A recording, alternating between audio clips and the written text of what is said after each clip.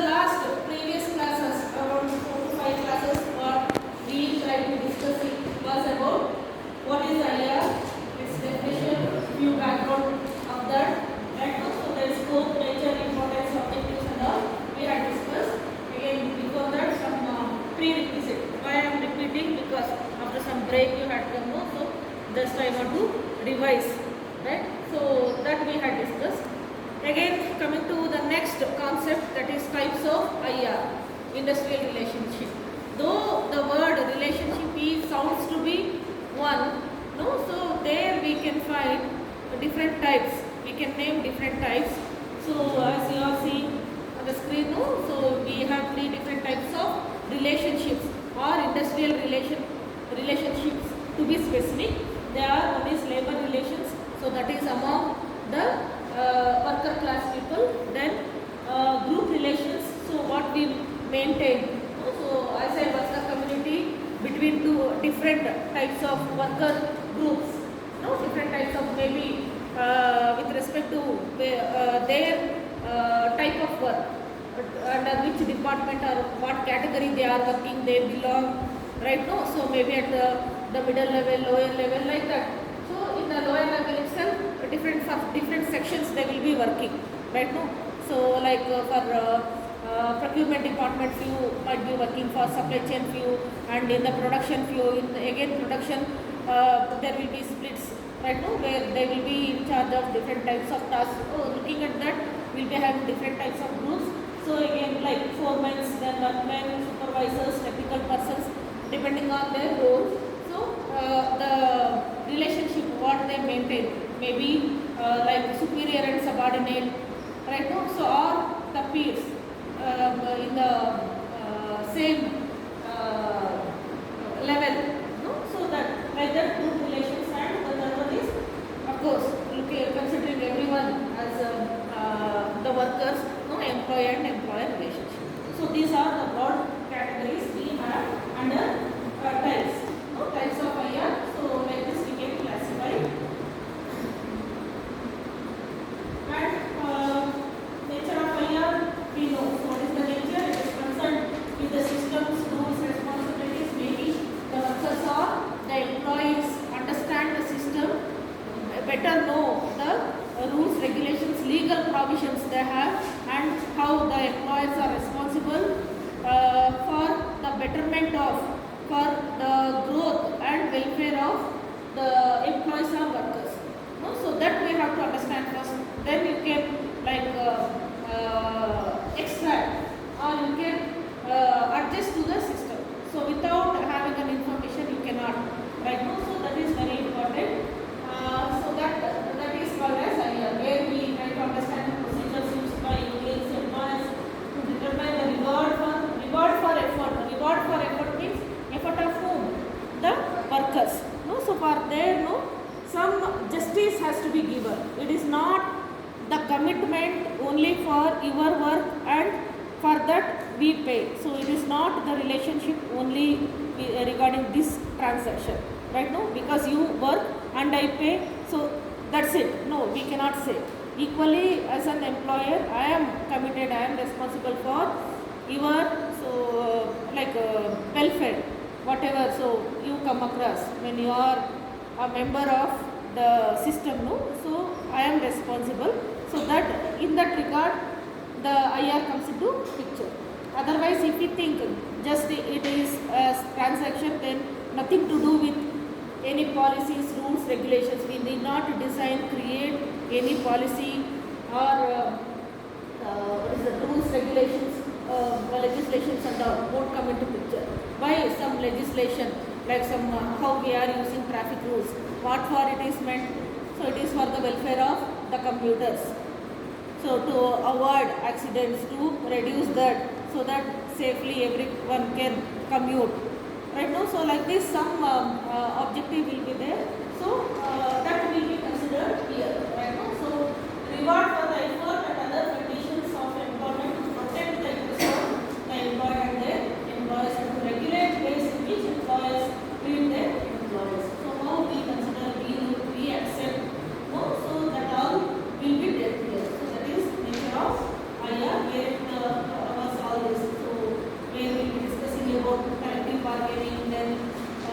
mechanisms, different mechanisms to solve different issues. Like we'll be going through the acts and labor legislation, so we shall discuss later.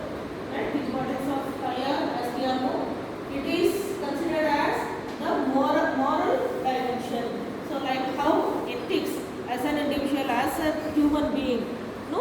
So it is a born quality of everyone, no? So that need not be told or taught anywhere. Like if you see a person or an animal, a small being, creature is in problem, no? So immediately we show that concern, empathy towards that small puppy met with an accident or suffering from hungry. You look at that, you express that love to that, right? No? So this is called as the human qualities, no? So that is moral dimension, right? No? As we are the human beings, no? We do live in the society, that is the major quality that is required. How you treat, no? How you be with others, so with what? So that is moral dimension. And at times of difficulties you extend your help, no? So that is that won't be taught by anyone, or that won't be mentioned in your legal policy procedure at the time of joining. Terms and conditions won't be mentioned, but it is born character, born quality as a human being, or it will be with every creature, living being, right? So then I am protect right of managers, and so that is again because when you know the difference, so this is the policy, it is equally applicable to the manager, HR, or to the employees or workers. So you can also question, or he also can question, right? No? So that for that understanding this is required, and handling disciplinary procedures and fairness. Very important thing is fairness. So to avoid that uncertainty or unfairness, no, so that bias, we need idea. Some regulation is required. Otherwise, we cannot control the system, right? So this is for this reason. Then now coming to our topic, today's topic. So very important. You may get for 7 marks. Approaches to ideas. After understanding, so what is idea, so many things and all, how to go with that, right? Now that approach, again this has to be set by the employer, looking at his system, looking at the type of work, looking at the type of the workers or the people he has in this organization. Like that he has to decide, right? Now, so before we proceed, let us try to differentiate these three approaches, right? Now, so the first one is unitary approach, the second one is pluralistic approach, the third one is Marxist approach, right? So coming to the first one, here the name itself says, here what you should do is just you have to go back to your social studies, right? So in your social studies, you might have in history and all, you might have come across these kind of approaches, or at least the word. You know about Karl Marx, yes, no?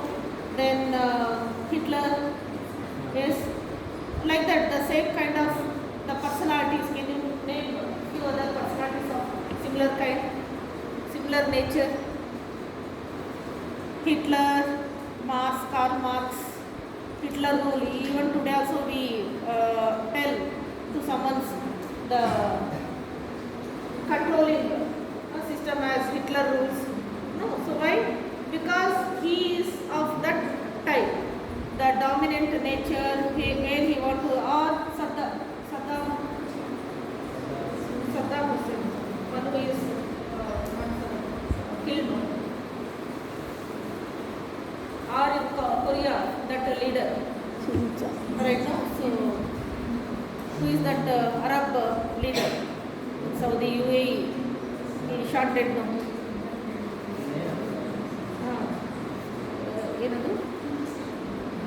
Right now, so where we consider the people of such kind, so that is why it is called as unitary. Unitary means single, one way. What they say, what they and like king's rule, equal to that of king's rule. Right now, so in the olden days, earlier days, kings were ruling the system, country or state, whatever. So where we, as a citizen, we treat that he is ultimate. No, so there is no question of power to question. Right now, so even today in England and all, we can see the king's rule. Right now, so like that is called as unitary approach, where whatever the system in a system, where we see one way ordering instruction, so that we call as unitary approach. So here why we are discussing that here is because in IR, no, to control the system, the employer can incept or include this kind of approach, where he want to have full control in the system, means he can incorporate this, like saying that what the decision or the whatever the said by him or no is final, ultimate, like that. So that is called as unitary approach, similar to that of Hitler's rule. You cannot question. So it is for the benefit of mankind or whatever, no question. You want to live, survive, you will be there. Otherwise, even for otherwise also there was no option in those periods. So that we could see during pre-independence and later at early independence stage, we had such type of unitary approach system. Why? Because majority of the capitalists, they used to rule the industries. Who are capitalists? Capitalists means those who had the power of money to invest, to start some industry, some factory, they were called as capitalists. So there was a huge difference between capitalists and the normal common man. So rich and poor, like that. No, so that is why we had such kind of approach. Later, the next one is pluralistic approach. Okay, this is okay. You read what is unitary approach. It is based on mutual cooperation, individual treatment, shared goals and teamwork. Everyone aims when there is common interest and goals and promotion of harmony. Conflict is destructive and unnecessary, and direct negotiations with employees. No need to involve government and unions to resolve conflict. Means where government and unions would be there. Means again, whoever is ruling the employer, no, we assume that he is doing that whatever he plans or take decision, it is for the goodness of us. So assuming hoping that we have to work in a team, right? So that was the assumption here in this approach. With that assurance will be given by the employer also. So if we have such kind of system maintaining that kind of relationship, that is called as unitary approach. Right? It is again up to you to follow whichever you want. Right? And the next one is pluralistic approach, a bit different from the earlier one. What is that? There is competing interest. Management's role is to act as mediator among its competing interest group. That is where unions comes into picture. Right now, then conflict, we think that so there will be difference of opinion. Right now, because you are given some liberty to come with your own ideas, to come with your own expressions, opinions.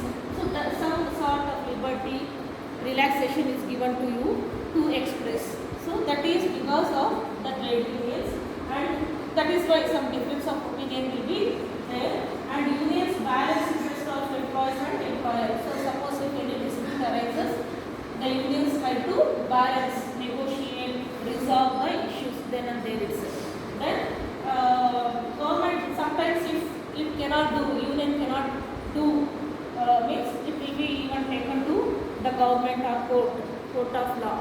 There also some disputes may be settled. Right? So such kind of approach is called pluralistic. Pluralistic means for everyone, by everyone. Right? No? So it is where two parties are involved. That is why plural. Two parties are involved. So that is your employer and employee. Right? So what is the first is final understanding, that is conflict is inevitable. Always some misunderstanding will be there. Right now when we are working in teams, groups, that always we can expect and that needs to be resolved through some social mechanisms. Social mechanisms like conciliation, like conciliation or arbitration means settlement mechanisms. How? Usually we invite some third party. Right now, if there is any dispute between two people, two persons, we invite a third party to negotiate, to settle. Otherwise, some lawyers through court of law means some authority responsible for that we bring into picture. So that is called, that approach we call as conciliation. All that we will be discussing in detail later. Right now. So that is called as pluralistic. Got an idea? Only difference is here we see trade union and sometimes involvement of government also. Right? And the next one is Marxist approach. So what is this?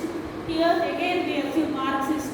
So where we see, suppose if anything is not settled through arbitration conciliation, you can go one step ahead beyond. What is that?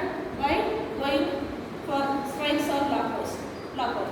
So that liberty is also given to you. Right? So that is, conflict is inevitable, but it is because of capitalist society, and conflict is not because of competing interest of employees and management, but issue with the society. So where they believe that why that conflict dispute arises means because of unfair treatment of the capitalist or employer, where we do bias in so many things. Because of that, some disputes arise, and where trade unions, they have to react to capitalists. So if that is the situation, definitely the one-way solution, the solution to this is other than solution to this is like going for strikes or lockout. Because what happens in here, the employer community will be on one side and the employee and trade union community will be on the other side. Where when you are not ready to compromise with each other, right? So then ultimately to extend, to show the power, so what you do, you may go for strikes or lockout. Again, reacting to that, they may announce some rules, regulations like that. So when it goes extreme, then the government will come into picture like that. So where some extremes we can see here. But in the previous one, pluralistic approach, definitely we see all these roles, but they try to negotiate within themselves. Although they don't want, this is the question of their status, the image. But here, that sort of thinking won't be there.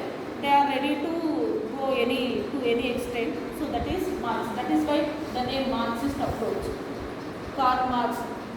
Marx, what is that? Some wars and all, even World War I and all is because of him. Right? To what extent he would have avoided such world wars. But because of the dominance. So even today the Third World War between Russia and Ukraine. So is because of there is no, who are the sufferers, the common man is sufferers. But it is happening only because of their status, prestige issue. For that who is who is powerful. So that is mattering more than the interest of others. Right? So that kind of assumption, if it is existing, that we call as Marxist approach. Right? So only where we don't have that kind of intimacy among the three parties, employee, employer and union. Right? So that intimacy level is less means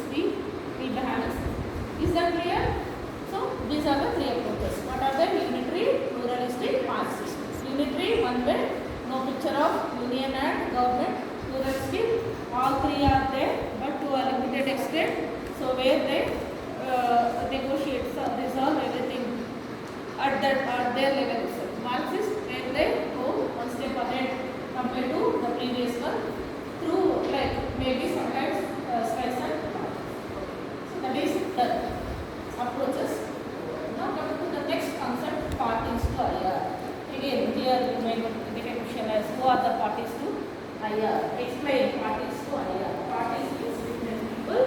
We see under IR. So who are they? As you can see, again, if we take employers on one side and employees on one side, again we see different employees, no? Types of employees here. Who are they? Employees, employees association, and government. Of course, government is for everyone, right? No, and on the other side, employees association, and again government through courts and tribunals. Tribunals are again small, the authority bodies, no, meant to, like on the day you said, labor code, consumers code, right? No, so like that, ILO, LO.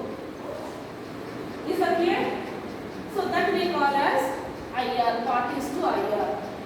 Nothing but employee and employer. Again employee, including the employee. No? So we have employee association. Just for example, you take the employees of maybe BHEL. There we can see some trade union, no? Working for the workers and employee category. Or you take our BMTC, KSRTC. We have the association of BMTC, the employees association, or government employees association, state governments employees association, or you take real estate, again they have hotelier associations, hoteliers, the management. No, they have their association like that. Today we see n number of association in the society based on their occupation and the role they are doing. Today the association is very common. Or suppose if you are living in some community apartment, there also we can suppose more than 10 families they are living, we can find an association. What for? Again for the betterment and welfare. So here also they will do the same thing, right? So this is called as